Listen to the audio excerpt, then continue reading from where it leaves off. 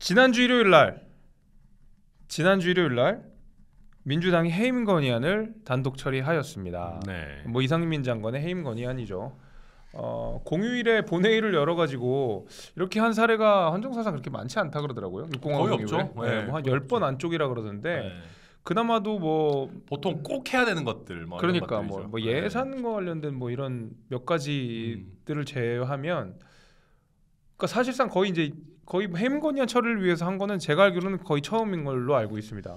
그렇죠. 사실 해임 건의안 처리를 뭐 공휴일에까지 이렇게 하는 거는 좀 이상한 거긴 한데. 아니 근데 이제 이 이슈 자체가 재미가 없어요. 나도 그러니까 그래요. 우리가 네. 방송을 하면서 이게 우리 스스로 재미가 없다라고 하면 좀 못하긴 하지만 이게 너무 구려요 전체적으로 다. 양쪽으로 다 구려요. 양쪽으로 사실은. 다 구려요 솔직히. 네 맞아요. 그러니까 우리가 뭐 이런 얘기하면 또 4시 10분 그분이 싫어할 수도 있겠지만은 아니 이상민은 솔직히 잘라야 된다고 생각하는 사람이 더 많잖아요. 사퇴가 가장 답이었다고 예, 생각해요. 예, 그러니까요. 근데 이제 잘라야 되는데 또 안 자르고 있으니까 답답하고 유가족분들도 자르라고 하는데 뭐 이렇게 좀 참 그렇고 게다가 이제 그렇다고 해도 민주당 입장에서도 아니 국정조사 하겠다고 해놓고 또 갑자기 뭐 해임 결의안 내는 것도 구리고 타이밍도 맞아요. 너무 구리고 그러니까 뭐 좀 안 좋고 그리고 이제 사실은 지난번에 박진 같은 경우는 사실은 이게 좀 억지였어요. 억지 민주당. 그거는 진짜 억지였지. 솔직히 예. 완전 억지여서 그건 좀 그랬어. 솔직히 그냥 일단 무시하고 지나가도 큰 문제가 없었어요. 음. 오히려 이거는 헌정사에서 놓고 봤을 때는 나중에 5년 뒤에 사람들이 보면 이때 박진은 해임 건의 왜 한 거야 이거. 그렇지. 뭐 정신 나간 사람도 아니야. 엄한 거 하나 그냥 갖다 뚫어 팬 거지 사실은. 그거는 이상한 거라고 다 할 거고.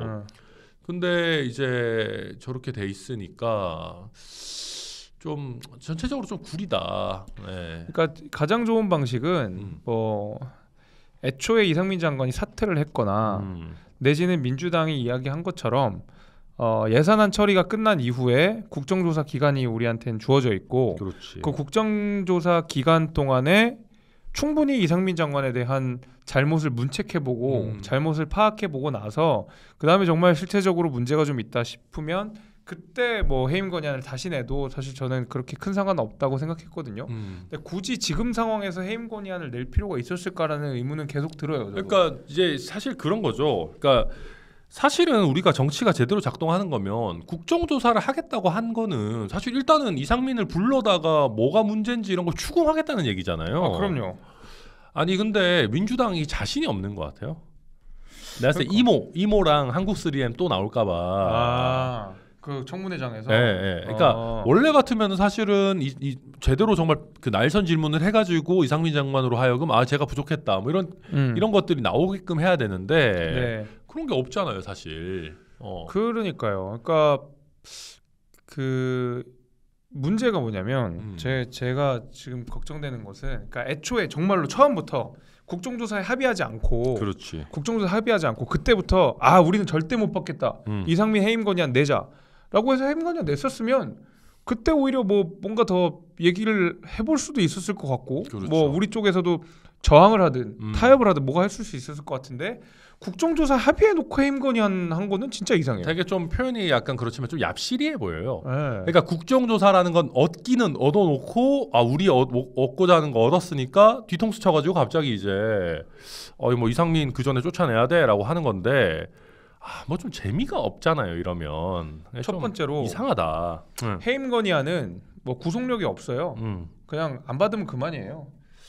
그러니까 그렇죠. 근데 이제 안 받아도 사실은 이게 그러니까 전체 헌정사로 놓고 보면은 안 좋은 거예요. 사실은 선례가 지금 이렇게 쌓이는 게 원래 어지간하면은 이제 국회에서 이렇게 좀 물러나라라고 하면 물러나는 게 원래 관행이고 사실 그게 맞는 거죠. 근데 문제는 이제 지금은 민주당이 너무 압도적이잖아요. 그렇죠. 그러니까 국민들이 받아들이는 게 좀 다른 것 같아요. 예를 들면 야당이 뭐 한 130석 당이 하나가 있고 뭐 한 30석 당이 하나가 있고 뭐 한 6석 당이 하나가 있고 이 야3당이 뭐 연합을 해가지고 물러나라고 한다. 이러면 이제 국민들이 느끼시기에도 이거는 조금 더 뭔가 야당의 일치된 의견으로 물러나야 되는구나 이렇게 할 텐데 지금은 그냥 민주당 혼자가 이제 압도적인 다수 의석이니까 그냥 민주당이 물러나라라는 것밖에 안 되는 거예요.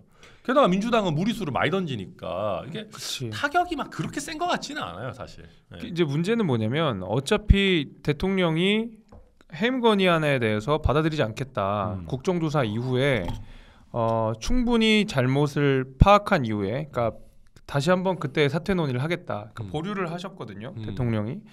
근데 보류까지는 뭐 그럴 수 있는데 이제 문제는 뭐냐면 민주당이 해임 건의안이 반려가 돼버리면 그 다음엔 탄핵 소추안을 낼 수 있거든요. 그렇죠. 근데 탄핵이라는 것이 사실 대통령을 제외하면 민주당이 마음대로 다 할 수 있어요. 그 과반 출석에 과반 의견만 하면 되니까 민주당이 169석이라서 150명만 있으면 뭐든지 다 할 수 있거든요. 그렇지. 그 국무위원들을 탄핵하는 방식은. 그러면 이상민 장관뿐만이 아니라 모든 국무위원에서 다 탄핵할 수 있어요. 다. 그러니까 지금까지 국무위원에 대해서 탄핵 소추를 한 적이 한 번도 없어요. 그러니까요. 그러니까 이제 그만큼 이게 가벼운 문제가 아닌 거예요. 그러니까. 그럼요. 아니 정말로 장관한테 파면을 해야 될 정도로 중대한 어떤 헌법과 법률에 대한 위반이 있어야 된다라는 얘긴데. 네. 아니 저도 이상민 장관이 정치적인 책임을 지고 물러나는 게 더 맞다라고 얘기를 하는 거지. 냉정하게 얘기해서 이상민 장관이 본인이 사실 뭘 얼마나 그렇게 구체적인 어떤 법 위반이 있겠습니까? 사실 애당초에 이제 뭐 보고 자체도 굉장히 늦게 받았고 그 전에 이제 본인이 뭘 결정할 수 있었던 상황이 아니잖아요. 그리고 이태원에서 이런 이제 할로윈 이걸 하는데 그걸 행안부 장관이 뭐 미주알 고주알 가가지고 뭘 하고 이럴 일은 아니거든요. 이거는 사실 용산 경찰서와 용산 구청에게 1차적인 어떤 책임이 있는 거고. 그럼요. 그러니까 법률적인 어떤 사실 행안부 장관의 위법 파면을 해야 될 정도의 위법이 뭐가 있냐라고 하면 민주당도 궁색해요. 그냥 뭐 전부 뭉뚱그려가지고 뭐 안전에 대한 총체적인 책임. 근데 그거는 정치적인 책임을 물을 수 있을지언정 그거 가지고 탄핵을 한다라는 거는 저는 좀 말이 안 된다고 생각해요. 그리고 탄핵은 사실 그 탄핵이라고 하는 것이 유죄 추정의 원칙이 적용되는 거거든요. 엄밀한 의미에서. 그렇죠. 그러니까 그 국정조사라고 하는 것은 이 사람이 정말로 정치적 책임이 있냐 아니면 법적 책임이 있냐를 따져보고 거기에 대해서 잘못이 드러난다 그러면 그 이후에 책임을 지고 가도 사실 괜찮아요. 제가 이번 건과 관련돼서 이상민 장관이 애초에 사퇴를 했으면 깔끔했을 거고 그렇지 않고 지금까지 온 이상은 국정조사를 충실하게 임해야 된다라고 생각이 되는 게 이런 식으로 정치적인 이유로 해임 건의안을 자꾸 남발하게 되면 유죄 추정의 원칙이 그냥 막 남발될 수 있는 가능성도 있는 거예요. 사실 왜냐하면 다른 때가 아니라 민주당 의석수가 워낙 많기 때문에 그렇죠. 어떠한 정치적인 이유로도 국무위원들을 다 탄핵할 수가 있게 돼요. 그렇죠. 사실은 의석수가 워낙 많기 때문에. 근데 이번 같은 경우에도 마찬가지로 국정조사에서 아니 물어보고 싶은 거 얼마나 많을 거예요. 아니 그럼요. 그럼 백수신분으로 갔다가 해임건이 되면 백수신분으로 갔다 이상민 장관 부를 거예요. 전 장관 입장에서. 뭐 참고인으로 부른다고 그러더라고요. 말이 안 되는 얘기잖아요, 그건. 물론 그 장관에서 해임이 되고 그러니까 일반인 신분으로도 얼마든지 국정조사에 갈 수 있습니다. 그거는 야당 의석수 많은 정당 마음대로예요. 그렇기 때문에 이상민 장관이 백수 신분으로 그냥 갑자기 쫄래쫄래 올 수도 있는데 그게 무슨 의미가 있냐고. 그게 말이 안 되잖아요, 그게. 무슨 의미가 있냐고. 그러니까요. 그래서 나는 일단은 뭐 그러니까 늘 계속 말씀드리지만 저는 이상민 장관이 대통령이랑 친하기 때문에 더더욱 더 엄격한 잣대를 들이대고 정치적 책임을 지고 사퇴도 해야 되고 저는 지금도 그렇게 생각합니다만은 이렇게 국정조사까지 들어오고 거기에 합의를 해서 우리가 이상민 장관 불러다가 자초지종을 들어보자라고 한 이상 그래놓고 해임 건의하고 이건 말이 안 된다. 그래서 지금 아마 이 정도 상황이 되면은 오히려 국민들의 관심이 멀어질 거예요.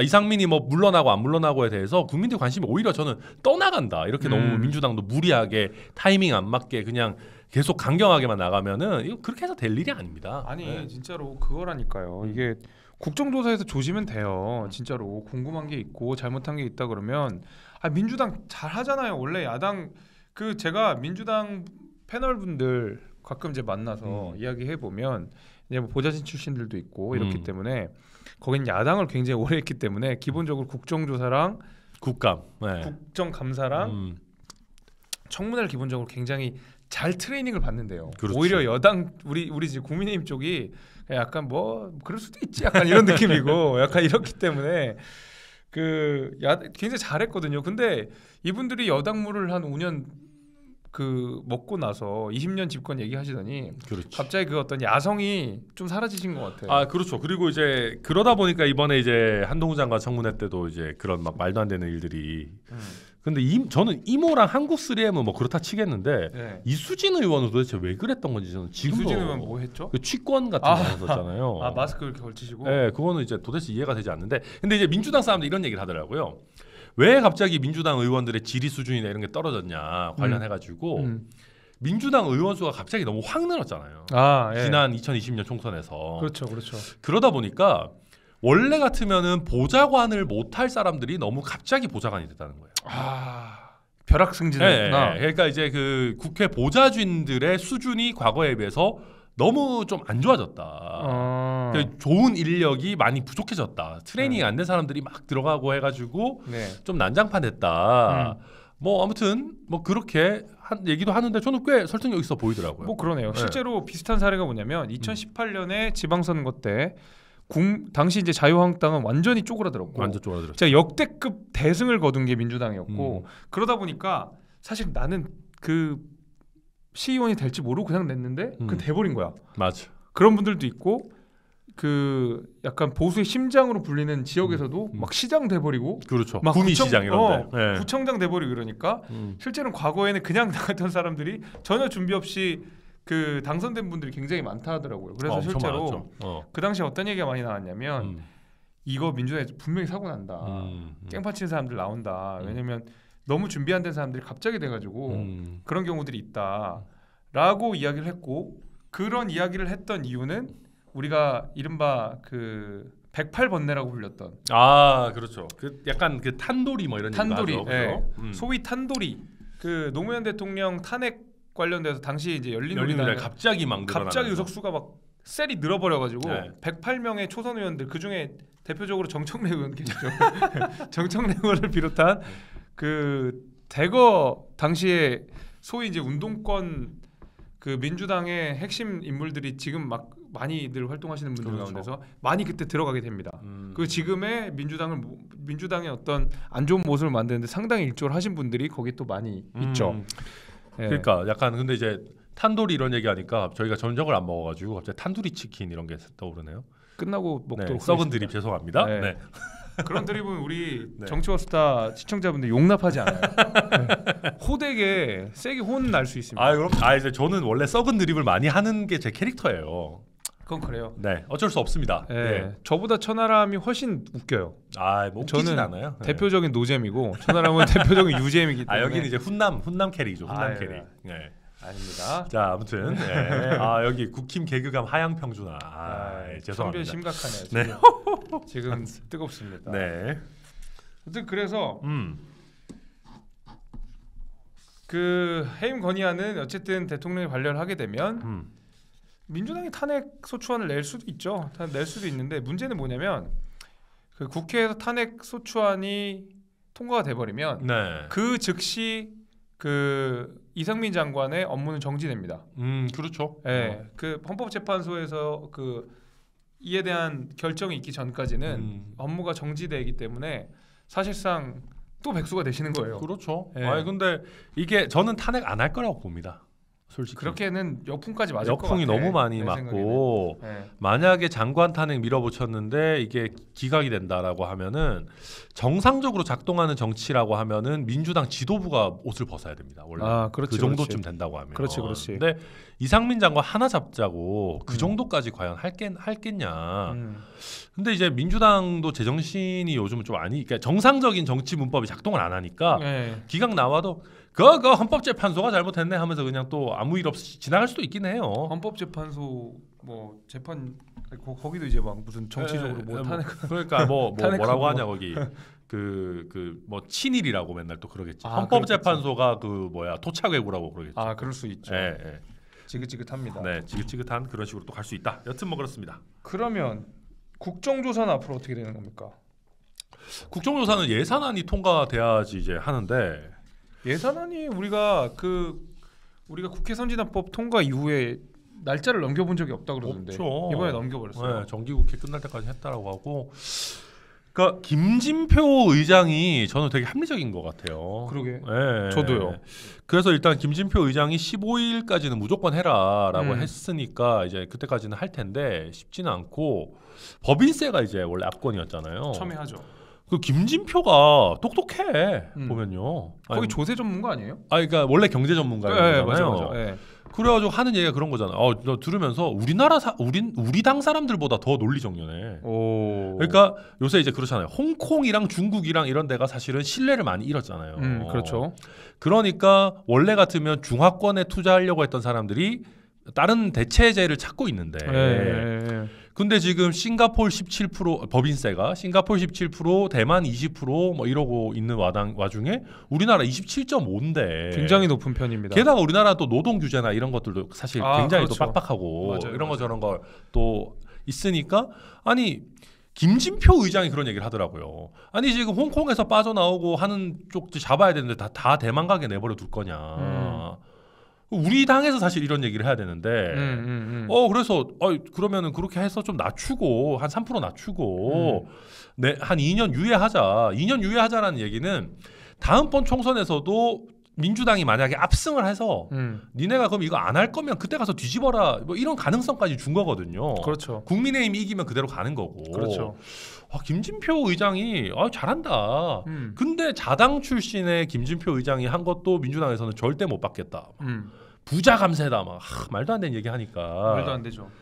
피곤하더라고요. 법인세는 우리나라가 굉장히 이례적인 구조로 되어 있어요. 그러니까 특히 상위 1% 기업한테 막대한 법인세를 물리는 방식으로 되어 있는데 물론 명목세율 높고 이렇게 저렇게 세제 R&D 하면 좀 깎아도 주고 많이 깎아도 주고 그래서 실제로 그만큼을 다 내진 않지만 너무 그러니까 소수의 기업들을 완전 악마화해서 이걸 다 뺏어가가지고 나눠주는 것이 뭔가 정의인 것처럼 이야기를 하는 것도 사실 그렇게 기업 입장에서 좋은 게 아니고 아까 천나람 변호사가 이야기를 한 대로 대개는 법인세가 높으면 규제가 좀 없던가. 그렇지. 규제가 좀 없으면 법인세가 좀 낮던. 아니면은 법인세가 높든 말든 그런 거 따지지 않고 미국처럼 예를 들면 시장이 말도 안 되게 좋고. 그렇던가.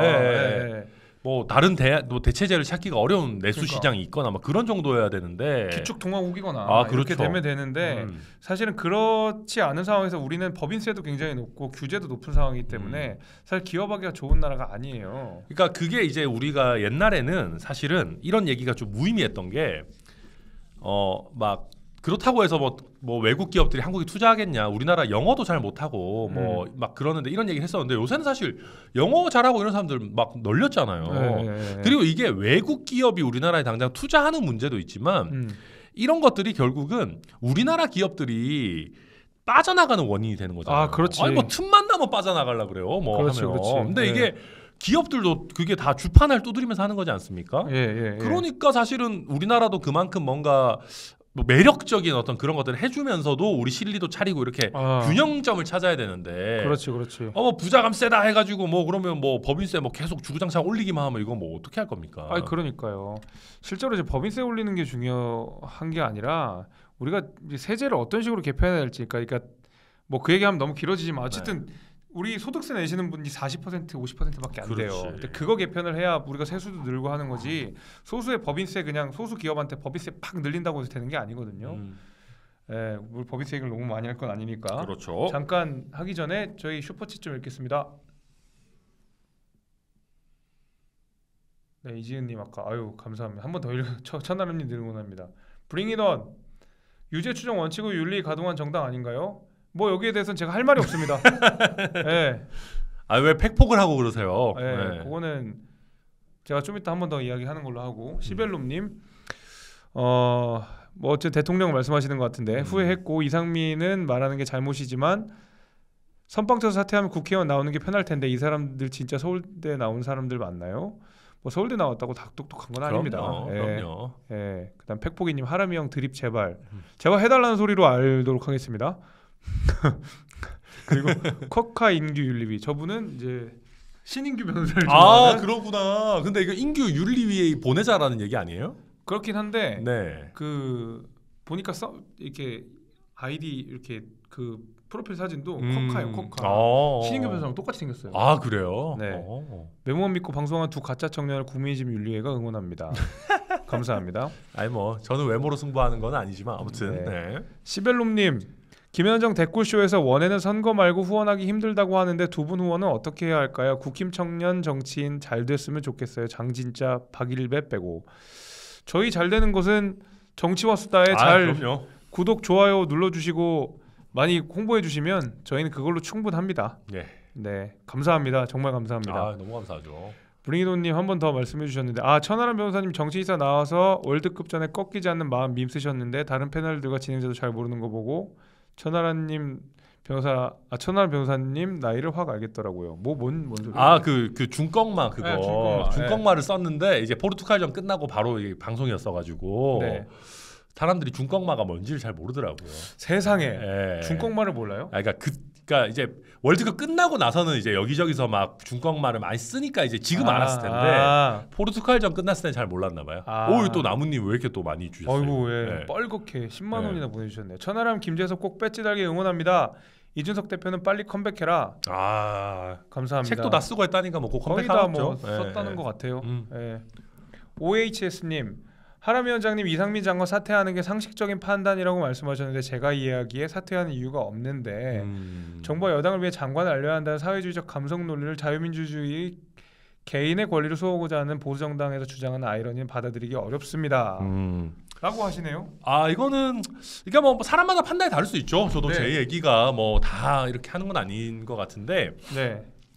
그런 겁니다. 이번에 이태원 참사 같은 경우에 제가 이제 참사 직후부터 무슨 말씀을 드렸냐면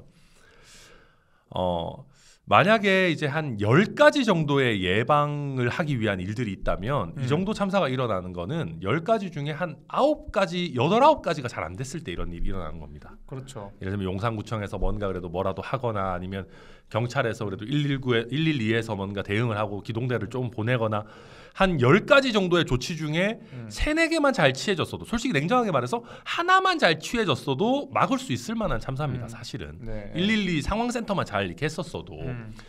근데 문제는 이런 류의 참사 같은 경우는 아까도 말씀드렸지만 법률적으로 딱 누구의 책임이다라고 얘기하기 어렵습니다. 그렇죠. 이 수많은 어찌 보면 좀 안일하게 대응한 것들이 쌓여가지고 이제 딱 티핑 포인트를 넘어가는 이런 거기 때문에 결국 그렇다면은 이거는 저는 법률적인 책임 이상으로 도의적 정무적인 책임을 져야 되는 사안이다. 그렇다고 한다면은 경찰도 뭐 어찌 보면 큰 틀에서 외청으로 가지고 있고 안전에 대해서 총체적인 책임을 지는 이런 정무적인 책임을 지는 행안부 장관이 책임지는 자세를 좀 보여줘야 된다. 그리고 이런 일이 사실 뭐 오늘 박수영 의원도 이렇게 했을 때 행안부 장관 날리면은 뭐 한 타스라도 부족하다 이런 얘기 하는데 사실 이게 날이면 날마다 있는 스케일의 사고는 아니거든요. 그렇긴 하죠. 그래서 저희가 과거에도 이런 참사들이 있을 때는 안전을 담당하는 장관들이 항상 빨리 사퇴를 하거나 아니면 사퇴를 빨리 즉시 안 하더라도 사의 자체는 금방금방 표명을 했었습니다. 그렇죠. 그때도 사실 냉정하게 얘기해서 예를 들면은 우리 뭐 세월호 사태 때 이주영 해수부 장관이 그 사람이 개인적으로 뭐 정말 그 사람한테 뭔 잘못이 있냐라고 말하면 사실 애매해요. 이주영이 사실 개인적으로 무슨 잘못이 있어요. 근데 이제 본인이 책임지고 뭐 그런 어떤 위치에 있어서의 정치적 책임이다. 그런 말씀 드리는 겁니다. 네. 제가 저도 비슷한 생각인데 그러니까 이상민 장관의 책임 굉장히 좀 포괄적인 책임인 것이고 뭐 그래서 뭘 잘못했는데 뭐 때문에 나가야 되는데라고 물어보면 사실은 뭐 이것은 명백하게 유죄야라고 이야기할 수는 없죠. 근데 그렇지. 저는 한 가지 했던 게 뭐냐면 이상민 장관이 명백한 실수를 한 게 있긴 있어요. 뭐냐면 이태원 참사가 벌어지고 나서 행안부 장관의 첫 일성이 경찰한테는 책임이 없다는 소리였었어요. 근데 그거는 저는 주워 담을 수 없는 말이라고 생각합니다. 그것은 명백하게 잘못이 있고 정치적으로 도의적으로 책임이 있는 말이에요. 저는 그렇게 보고 그 얘기는 제가 다른 데서도 똑같이 했었습니다. 여기뿐만이 아니라 어디 가서도 그것만으로도 저는 다른 장관이었다면 충분히 사퇴 사유가 됐다 이렇게 이야기를 드립니다. 그러니까 이게 우리가 정치 문법이 정상적으로 작동하는 거면 사실은 본인이 먼저 사의를 표명을 하고 그럼에도 불구하고 국민 여론이 예를 들면 이 사람 너무 잘한다. 이 사람이 사퇴 수습을 하는 게 적절하겠다. 이렇게 되면 예를 들면 대통령이 사의를 좀 반려하거나 이런 식으로 가야 되는데 그렇지. 이게 좀 거꾸로 가고 있다라는 말씀을 드리는 거고 그러니까 또 한 가지는 저는 그런 거예요. 윤석열 대통령의 공정이라는 거는 결국 내 편한테 더 엄격해야지만 이게 돌아가는 거다. 실제로 그걸 대통령으로 만들었던 국민들의 열망이었고요. 그렇죠. 살아있는 권력에 대해서 뭐 네. 지금 이제 뭐 이상민 장관을 뭐 처벌하자 이런 게 아니라 그렇죠. 내 측근, 나랑 친한 후배 뭐 이런 사람들에게 더 엄격한 모습을 보여줘야 되는데 그러니까 그런 면에서 이제 령이 안 설 수 있는 거죠. 예를 들면 뭐 다른 장관도 뭐 예를 들면 뭐 문제 생겼을 때 뭐 이상민 장관은 그거 뭐 대통령이랑 친해가지고 뭐 여론도 뭐 완전 안 좋고 정부적인 책임지라고 해도 안 지더니 뭐 나는 뭐 안 친하니까 뭐 잘려야 되냐 뭐 이런 식으로 되면 안 된다. 뭐 그런 말씀 드린 겁니다. 예, 그러면 저 남은 슈퍼챗을 읽고 다음 주제로 넘어가도록. 벌써 시간이 막 쭉쭉 가고 있어서. 뭐 이렇게 시간 왜 이렇게 많이 걸렸어? 치치님, 재섭님 청량직설서 김MC와의 궁합이 아쉽다랄까요? 반박하시려다가 애써 눌러 담으시는 듯한 모습을 자주 봅니다. 실제로 견해가 비슷한 것도 있고 다른 것도 있어요. 특히 이제 당내에 있는 내용들 가운데서는 조금 그 결이 좀 다르고, 근데 이재명 대표에 대한 이야기는 정말 대동단결이 돼서 네, 그렇게 또 호흡이 잘 맞아요. 이재명 대표가 할 때는 그렇습니다. 최종현님, 다들 잊었나 본데 문정권 때 우리도 틈만 나면 장관 사퇴해라 했습니다. 근데 사퇴를 했는지는 잘 모르겠네. 그거 잘 안 했죠? 네, 거기서 잘 안 하긴 했어요. 거기도 뭐 김현미 이런 사람들 버티고 뭐 난리치고 하다가 이제 뭐 망한 거죠, 뭐 사실은. 집값을 그냥 어마무시하게 다 올려놓으셨죠. 그렇죠. 근데 이제 예를 들면 그런 겁니다. 김현미가 잘못했지만 그때 우리가 김현미에 대해서 탄핵을 했으면 그거는 문제가 있는 거거든요. 그렇죠. 해임 건의까지는 할 수는 있지만 뭐 그런 거죠. 그래서 탄핵은 굉장히 좀 신중해야 된다. 뭐 그런 얘기입니다. 김현미 장관도 말로만 벌써 해도 거기는 뭐 100번 잘려도 부족함이 없는 사람이었는데 뭐 무슨 빵처럼 구워내는 뭐 아파트를 빵처럼 구워낼 수 없으니까 뭐 이런 얘기하고 갖다 좀 그때 좀 대단히 빡이 쳤었던 기억이 있습니다. 네. 자, 그래서 자연스럽게 다음 주제로 넘어가면 문재인 대통령 얘기를 좀 해봐야 되겠습니다. 네. 뭐 이 얘기를 또 하는 게 좀 싫긴 한데